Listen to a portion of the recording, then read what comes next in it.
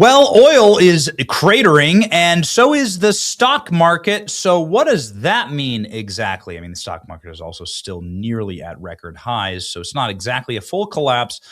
But boy, howdy, something's happening with oil. Is it because President Trump says he's going to seize all of Iran's oil and take their major oil depot, Kharg Island? President Trump said Iran will be hit very hard tonight and we're going to seize all of their oil. Enough is enough. Iran has been playing pussyfoot with President Trump in these negotiations, publicly undermining the president, launching off ballistic missiles, proving that they're not serious about a peace negotiation where they could have gotten, quite frankly, a pretty plum deal. But now the Iranians are probably gone a little too far, which isn't the best thing to do with the guy who wrote a book called The Art of the Deal, President Trump. The United States will be hitting Iran. Navy, Air Force, radar, aircraft carrier, anti-aircraft, and other forms of defense, together with most of its offensive capability, are all gone.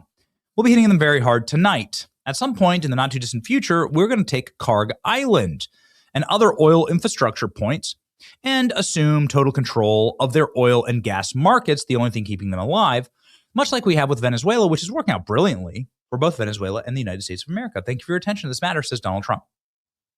President Trump straight up saying that because of this, right, because you continue to keep all of these tankers, I mean, goodness gracious, look at the backup here in the Strait of Hormuz. This is the Persian Gulf right here.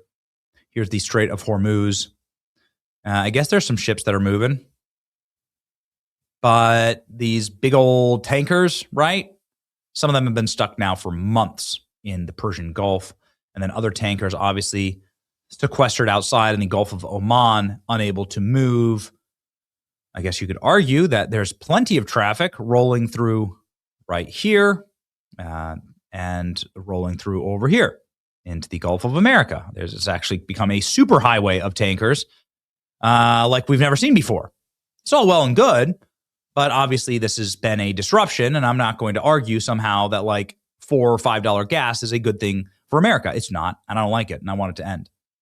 And maybe the best way for it to end is for there to be overwhelming and complete and total force of nature destruction of Iran's capacities to create oil, make oil, or to engage in the economy at all.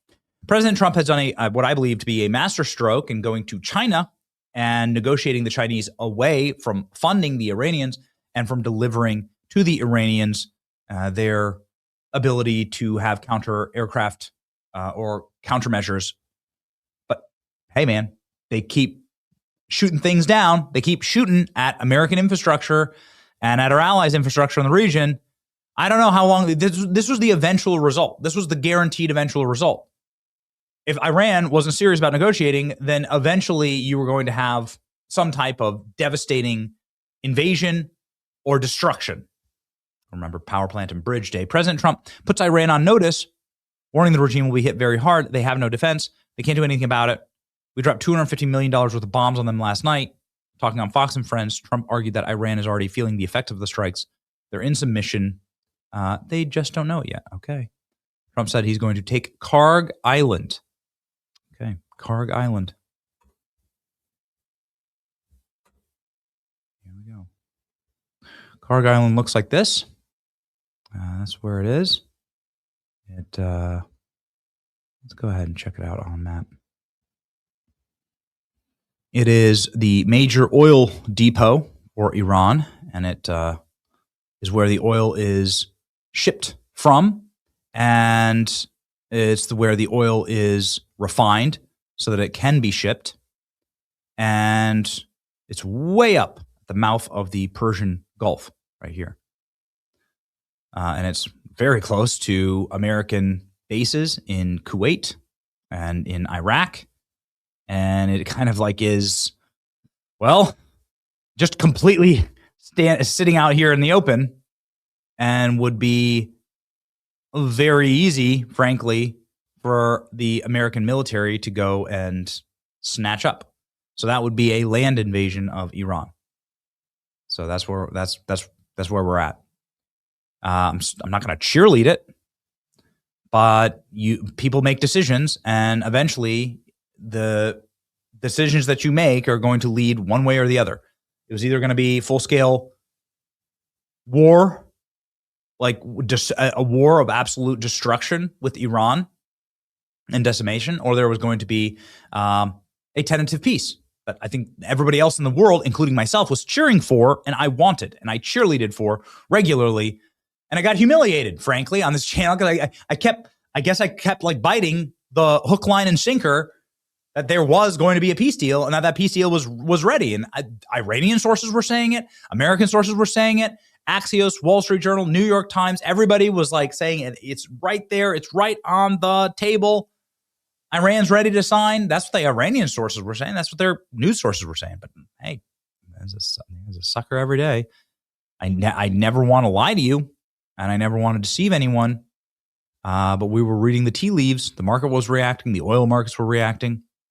President Trump effectively announced the U.S. will be putting boots on the ground in Iran in the near future. Kharg Island, which is 1/3 the size of Manhattan, is located in the Persian Gulf, controls 90% of Iran's crude oil exports. There's roughly 1.5 to 2 million barrels of crude oil exports per day. Trump specifically said that this would be like a Venezuela-style takeover, and the U.S. would take complete control of Iran's oil and gas infrastructure. If it happens to be the biggest escalation in the Iran war yet, we will receive Iran's response shortly. Okay, seizing Iran. Oil infrastructure. Well, there it is. I didn't want it to get to this point. I wanted them to sign a peace deal. That's what I wanted. But maybe this is just the way that it has to be. I mean, again, we took the dictator out of Venezuela. You killed Ayatollah, and then you took their resources, and now Venezuela has a very, very different relationship with the United States of America. So here's the live reports from the Middle East. The Iran regime is in a zero-sum game. Any damage it inflicts on our allies in the Gulf will be paid for with funds extradited from Iranian accounts. Any tolls paid on the Persian Gulf Strait Authority will be offset by funds extracted from their accounts. Every attack Iran launches will only deepen economic and financial consequences that it faces. There you go. So oil markets, wobbly, obviously, ping-pong balling. And we are disabling the tankers, the Iranian tankers that are trying to get through. There it is. Boom. So I guess we'll see.